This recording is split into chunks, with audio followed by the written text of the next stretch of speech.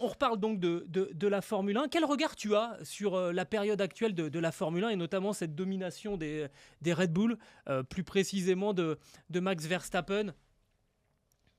Mais disons que je pense qu'il y a deux aspects. La première, c'est que Verstappen est arrivé à maturité totale, c'est-à-dire que les erreurs ou euh, la façon dont il approchait un petit peu les meetings, là, en fait, il est vraiment un pilote complet, que ce soit dans la pointe de vitesse qu'il a, que ce soit dans sa gestion des pneus et autres.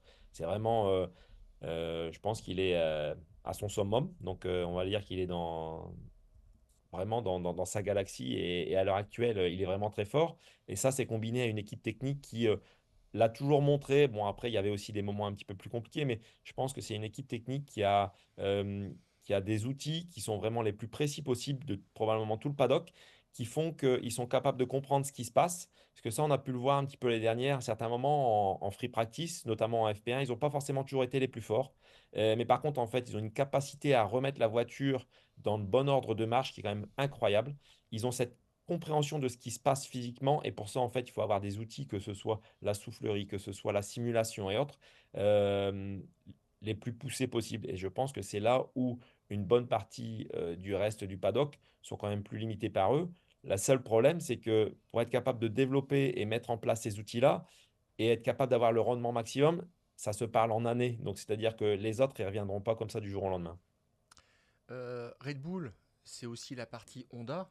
Ils ont Mhm. fait un, ils ont passé un cap à un moment après les années McLaren où Eric Boulier, qui était le directeur de la compétition, n'arrêtait pas de faire des allers-retours entre l'Angleterre et le Japon pour expliquer ce qu'il fallait au moteur, le changer en termes d'architecture. Et il avait en face de lui des gens qui lui disaient OK, on va faire ça. Et en fait, rien ne bougeait.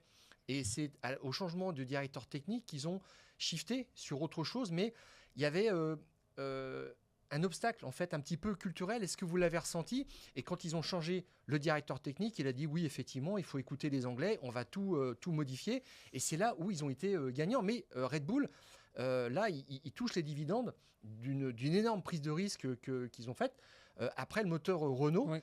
et ils ont complètement changé d'approche, de modèle et c'est ça aussi qui marche quoi.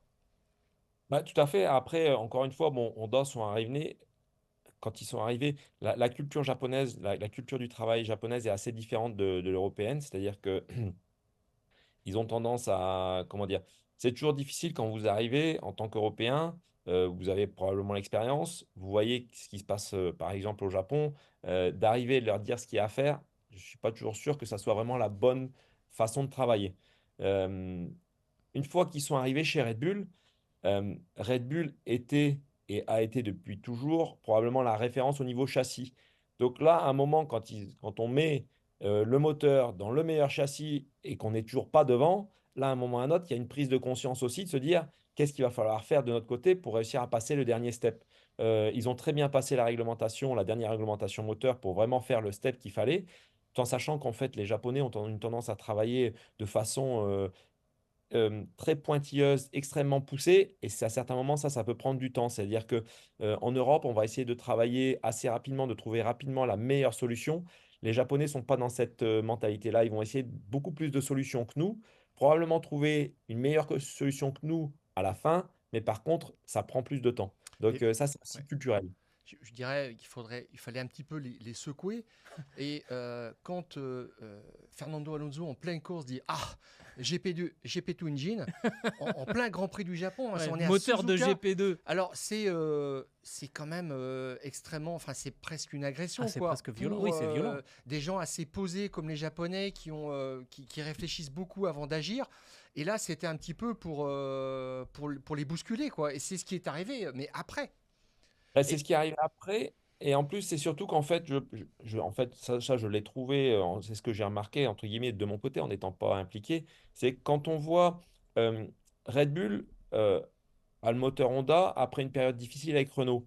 Donc en fait, Red Bull arrive de façon assez posée avec Honda, n'est pas du tout dans la critique, et même plutôt content, parce que pendant un moment, ils n'avaient même pas de moteur. Donc en fait, ils sont beaucoup plus constructifs. Probablement que les expectations de McLaren quand ils sont arrivés étaient peut-être un peu hautes.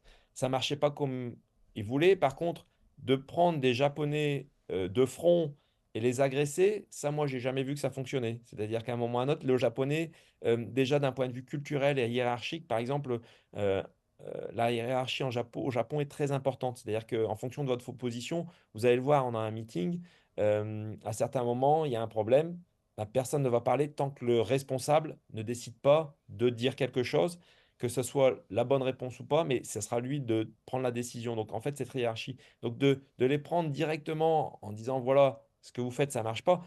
D'une certaine façon, ils s'en rendaient compte aussi de leur côté, c'est-à-dire que de dire ce que vous faites, c'est pas bien. Oui, d'accord, mais je pense qu'eux s'en rendent compte aussi de leur côté. Après, de dire ce que vous faites, c'est pas bien, est-ce qu'à ce moment-là, le châssis McLaren était le meilleur du plateau?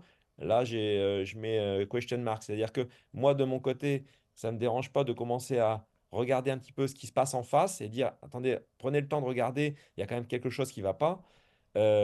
Ça, on peut le faire du moment où on est vraiment clean de son côté, où on est vraiment dominateur dans sa partie, chose qui n'était pas le cas de McLaren.